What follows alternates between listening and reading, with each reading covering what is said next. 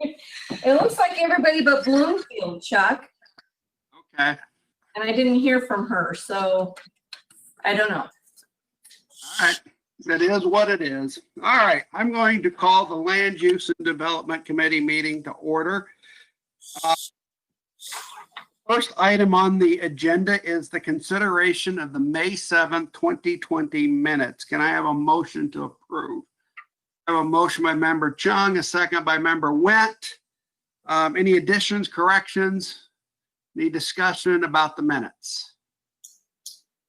All right, hearing none. All those in favor, please raise their hand. All right, any opposed? All right, seeing none, the minutes are approved.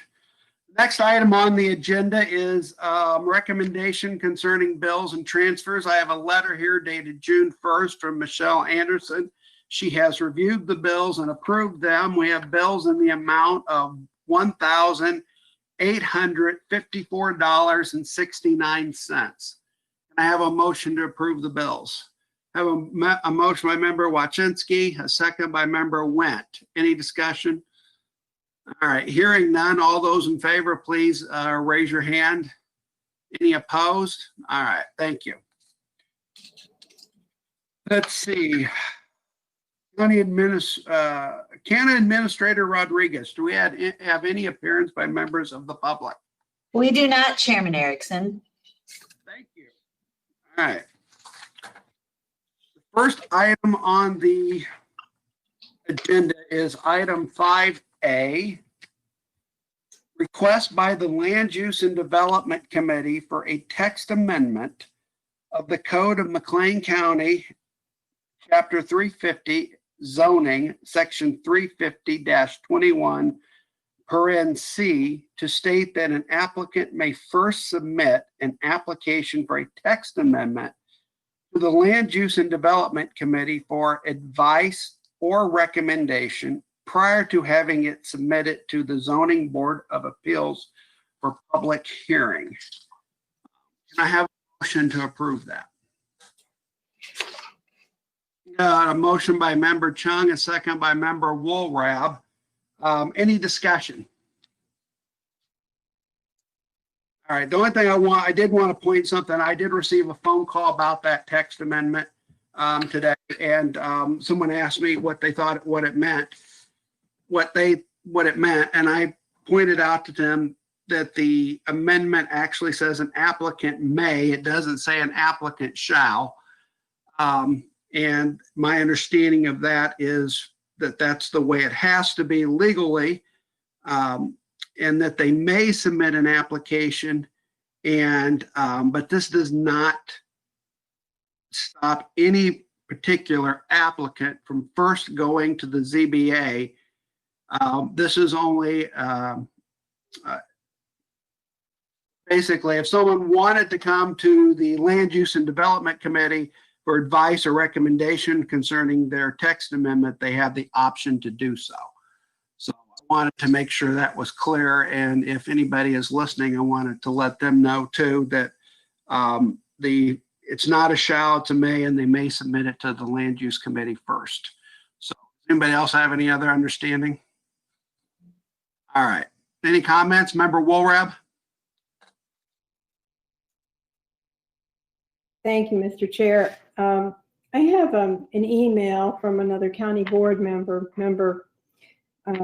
Metzger, and she is, and I believe you were CC'd on it as well. So I think I want to get a clarification to her point here, which I think is a good point, I believe. And I have not talked to her directly about it and just received this email moments ago, frankly, from her. But she is understanding that there may be Mr. Dick may be bringing a text amendment to the zoning ordinance, and the topic of it is neither here nor there. I think it's the whole thing that she's wondering about. She writes, I'm wondering how the members of the Land Use Committee and other board members become aware of text, I think she means proposed text amendment changes. This text amendment is a significant change impacting every rural landowner and residents. So And I know that, eventually these things come to the county board, but I think she said she would not have been aware of this if she hadn't stayed to the end of the ZBA meeting. So do we have anybody want to speak to that? And how this may work? Does this change that we're looking at here impact that at all? Let Phil or does County Administrator Rodriguez want to go first? I let them address it. I can go first and then yield the floor to Mr. Dick. I received that email 2 moments before this meeting. It would be irresponsible of me to not open up county code and figure out exactly the relationship that has been established between the Zoning Board of Appeals and the county board so that I can properly effectuate whatever information needs to travel in between those parties. And I just did not have time to research that in the very few small minutes before the meeting. Now, I think for me, at least in this conversation, there is a difference between Mr. Dick bringing a text amendment on his own as the Director of Building and Zoning versus Mr. Dick bringing forward a text amendment from another party. And I think that's possibly one of the nuances too that I want to bring forward. I think it is much different if Mr. Dick or one of his staff create a text amendment and bring it forward without any interaction with me or me to you, the land use committee, and so forth, therefore the county board. A lot different is Mr. Dick bringing forth text amendments that others bring to him. So I think that there needs to be that sort of understood that perhaps there are those differences. And yet I would still need to open up the portion of code that deals with the Zoning Board of Appeals and its relationship with the county board and what role and responsibility that I have in that, as well as the Director of Building and Zoning, be it Mr. Dick or whoever in the past or the future would hold that position. Phil, do you have anything to correct or add about my observations here? I have nothing in disagreement with what you're saying. And I think maybe what Ms. Metzger is talking about is because of the pandemic, we have several cases that we've been just kicking down the road because they would require a significant amount of testimony and or questioning. And given our Zoom type meetings, it's difficult for us to handle those types of applications. And we have an application on file, for example, for a text amendment by a Geronimo Energy who wants to propose to raise the turbine height to 675 feet. I've told them we can't have a public hearing on that because we don't really have any procedure in order to have a public hearing where people can have input and ask questions. So at some point they requested, well, we can't keep kicking it down the road for too long. Well, we've been sitting on it for over a month already. So I brought that up to the Zoning Board of Appeals. And so that was having to do with discussion of having a meeting in July. And the Zoning Board of Appeals used to meet on the 3rd Tuesday in July in the evening. Well, now that the county board meets on the 3rd Tuesday in July, that makes it kind of difficult. So we need to discuss meeting in July on the 3rd Monday, and that's when we're going to hear that case. We're going to hear that case in addition to that part of the text amendment that was first heard on March 3rd, having to do with allowing letters of credit as assurance in addition to an escrow account for assurance for wind farms. And so those are going to be somewhat controversial. So I've had people who testified at that March 3 hearing. I've been sending them letters indicating when that's going to happen. And every time we bump it down the road, I've let them know about it. And hopefully we can do that on July 20th. Now, whether or not to this time, I have not been initiator of a text amendment, but the text amendment having to do with that letter of credit was with two other cases having to do with that boat facility when it's near a lake, and adding the land use committee as an applicant. That was with those two questions that the zoning board was, or text amendment that the zoning board was hearing, but then they didn't finish discussion on the letter of credit on that March hearing date. And so it's been bumped down the road, and then we've continued to bump it down the road since the pandemic occurred. So I don't know if I'm speaking to the issue, but I think those are the things that were discussed at the zoning board hearing. Well, I really can't speak for Ms. Metzger, but I thank you for that. So I think, there may need to be some more conversation, I guess. I think perhaps what she's asking for is as much advance notice as possible of these things. And I know as a committee member myself of land use, I guess I would echo that, but I think it's really not my place to speak directly for Ms. Metzger. I think. Certainly that notice will be published in at least 15 days prior to the public hearing, but that public hearing is likely to be July 20th, so it's a little ways down the road. To reiterate to everybody, I mean, the code does express who can bring applications before the ZBA, and it's in the code. It's expressly set forth in the ordinance. And what we did a couple months ago was we added land use and development committee as a potential applicant to that. But to be clear, an applicant can bring something, and the applicant typically goes to the ZBA. And that's my understanding, and that's their right to go to the ZBA first. There was an email exchange between Camille and myself this afternoon, and the reason I sent that to her was I knew member Metzger was going to ask me that question. So I'm letting the county administrator know that I knew the question was coming, and I knew it was coming today, and I was hoping to prepare her for it. But I hope that's the way she took the email, because that was the intent, was to give her a clue as to this was coming, okay? And so I knew the question was coming, and so that's where we're at. But I guess to be clear, I mean, if an applicant such as a wind company wants to bring an application, they don't have to come to land use, they go to ZBA.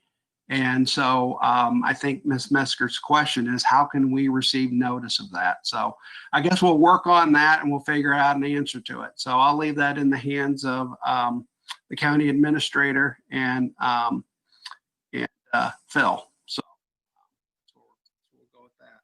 We still haven't voted on the issue, have we? We haven't voted on it yet, have we? Okay. No. All right.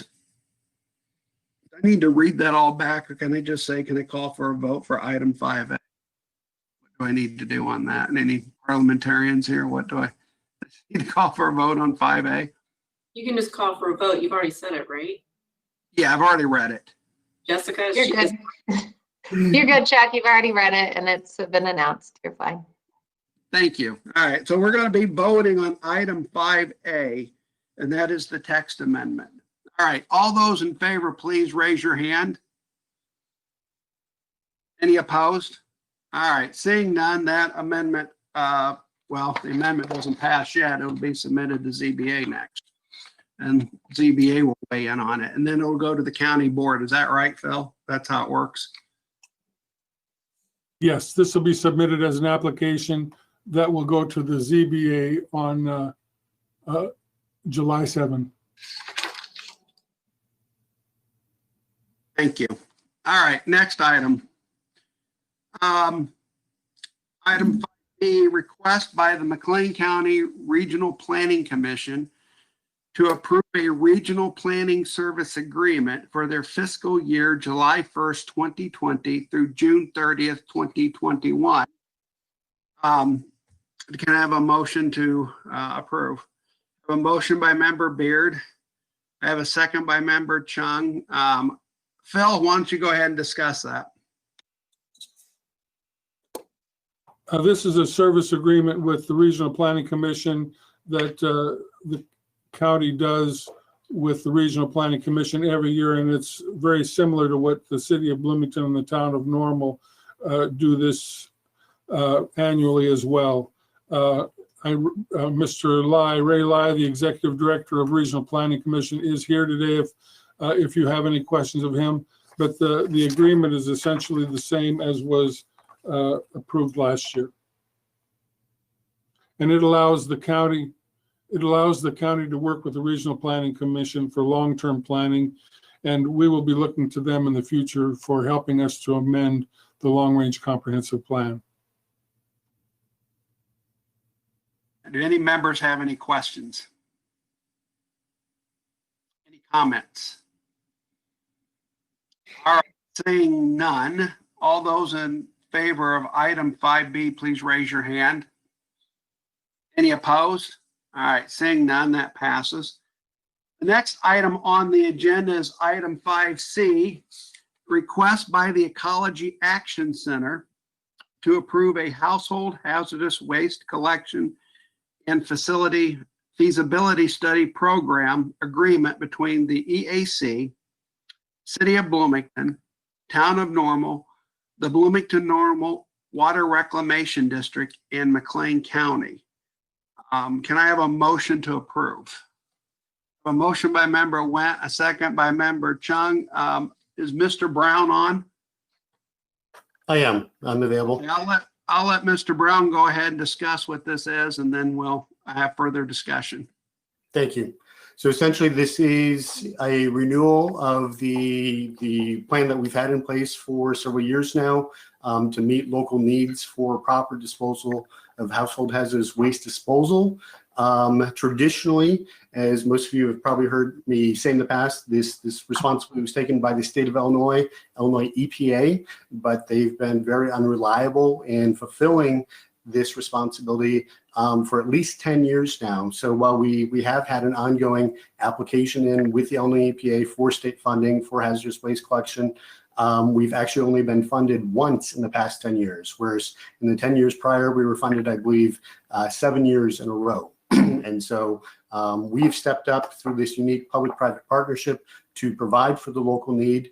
And it's been very successful. We've had four past events that have been some of the biggest in the state of Illinois. This, of course, as we all know, has led to some problems with traffic, which is kind of a good problem to have in some ways, that it's been so well tended. And it's not that we couldn't even handle the volume of cars, but it's that we didn't have the ability to control when they were coming. And so all too often, we had hundreds of cars all arriving at once, which could lead to very long wait times for residents, sometimes an hour or even 2 hours.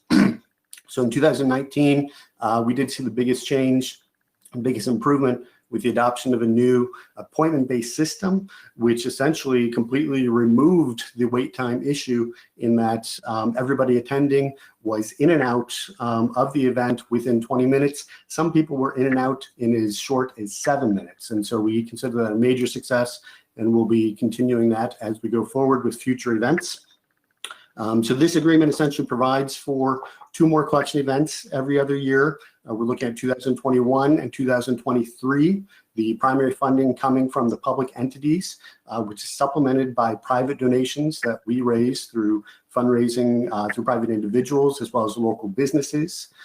This time around, it's different in that we plan to include a feasibility study for a permanent household hazardous waste collection facility. This actually comes at no additional cost to the public entities, as we're using residuals from the fundraising from private sources to pay for this feasibility study. This proposed or possible hazardous waste collection facility is one of the top priorities in the solid waste plan for our community. So this will be good to be able to follow through on that. As well, different this time around, Binward does look to join the program, which does allow for a small reduction in program costs for the county and the other public entities in this program. All right, do we have any questions of Mr. Brown? Questions? Member Chung? Thank you, Mr. Chair. I guess my question is, since the other entities, Town of Normal, City of Bloomington, et cetera, they all have to approve, where are they on this sort of approval process? Are we the first ones to be doing this, or have they already approved it? Yes, so the land use committee is the first to see this, but we've received essentially staff level go ahead from each of the entities. And so we will be scheduling dates with the city, the town, and with Binward here shortly. Thank you, Mr. Brown. Any other questions for Mr. Brown? Any comments? Anything else you'd like to add, Mr. Brown? Thank you. No. All right, we're going to go ahead and vote. We're going to vote on item 5C. I guess I'm supposed to announce if I'm voting, so the chairman votes. So I am announcing that I'm voting. I've been voting and not announcing it. So I hope no one holds that against me. All right, all those in favor of item 5C, please raise your hand. Any opposed? All right, seeing none, that is item 5C. The next item on the agenda, this is item 6A, the EAC 2019 fourth quarter solid waste program report and the EAC 2019 annual solid waste program report. Mr. Brown, would you like to address that? Thank you, Mr. Chair. Yes, so these are simply, summaries, routine summaries of our activities in order to implement the solid waste program and solid waste plan. A lot of these are education and outreach type activities, as well as some of the technical services we provide. And so, yeah, the fourth quarter, of course, is included within the annual report as well. And so you could just refer to that one. I'll take any questions or comments on those, but as well have a few more current updates if I may make those, Mr. Chair. Yes, please go ahead. So obviously the current conditions have changed a lot for us. And so our traditional outreach in classroom and presentations has not been possible for the past couple of months, but we have been pivoting our education outreach efforts in order to still be effective while maintaining social distancing. So increasing our online and virtual programming, as well as coming up with other creative means to get the word out. We are working right now on finishing up the 2019 community-wide, countywide waste generation rate and recycling rate, which I'll have to report to you hopefully by the next time you meet, which we do that on an annual basis as one of the metrics to see how our community is performing in regards to the solid waste plan and solid waste goals. We've been keeping very busy lately in doing constant updates in our Recycle Coach recycling app, which is available for local residents at recyclebn.org on our website. Some positive things hopefully coming up later this year. We're looking at the possible launch of a food scrap composting program, which I don't want to get into details on, but it's very exciting. And that as well will help reach some of the goals in the solid waste plan.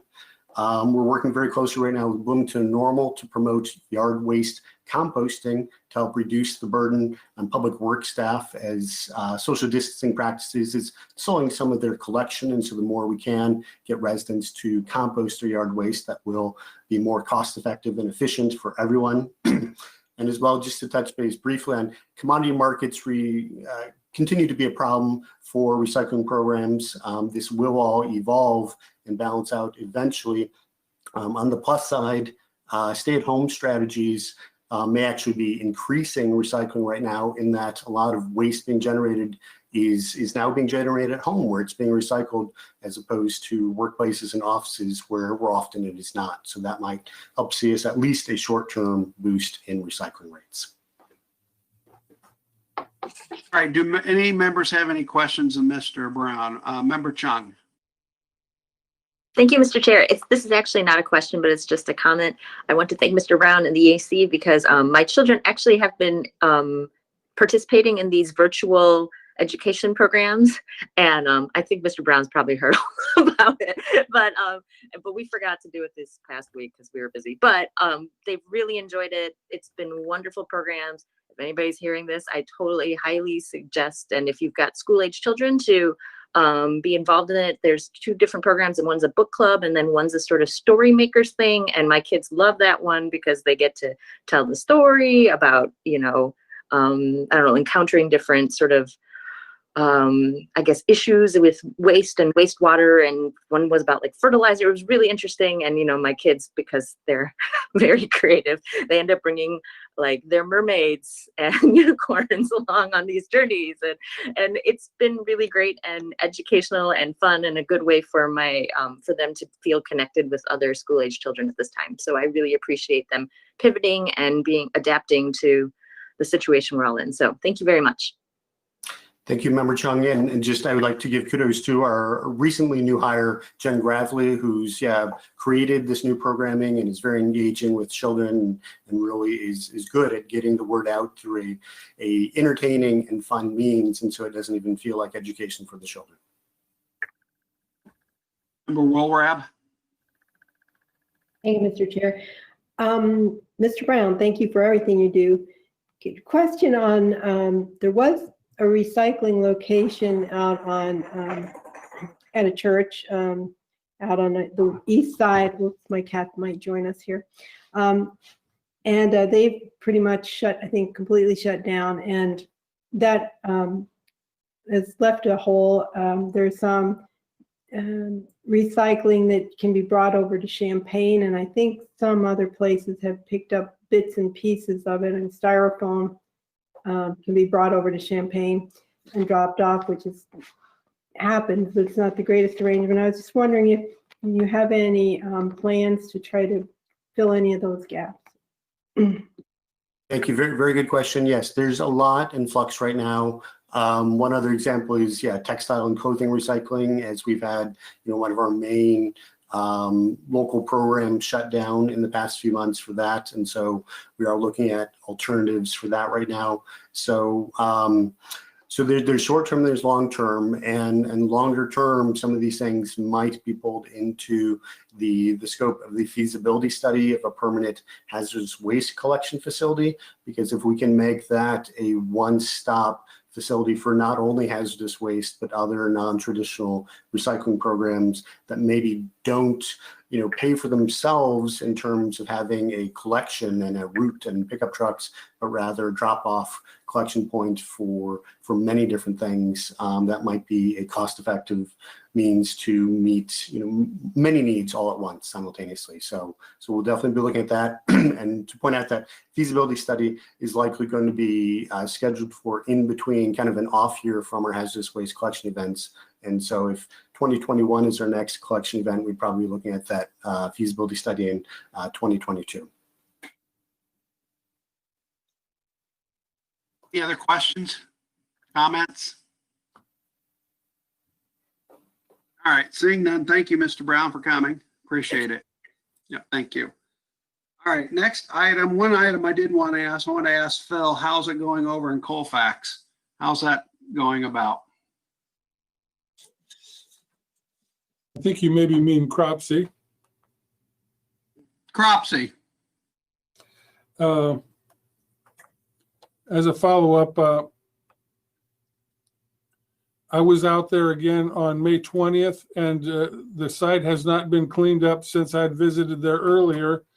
I met Steve Cortland's daughter, who lives on that house property to the east of it, and she said that no cleanup had been taking place since the guy had taken the wall down. So I spoke with Steve Cortland then on May 21st and told him that if he's not going to be working very quickly, he's going to have to put a fence around it. He said he can't afford a fence and will call his contractor to get working again. So I'm scheduled to go out there again tomorrow to see if anything more has been done, and I will take photos and keep you appraised. Oh, George, did you have a question, or were you raising your hand, or you just left the screen there? George, did you have a question? I guess not. I guess you were just raising your hand. All right. Does anybody have any other comments? Next item on the agenda is the next meeting date is 3:30 p.m. Thursday, July 2nd, 2020. And then item 6C, other items of information. Does anybody have anything they'd like to add? All right, seeing none, we are adjourned. I appreciate it, and we will see you next month. Thank you.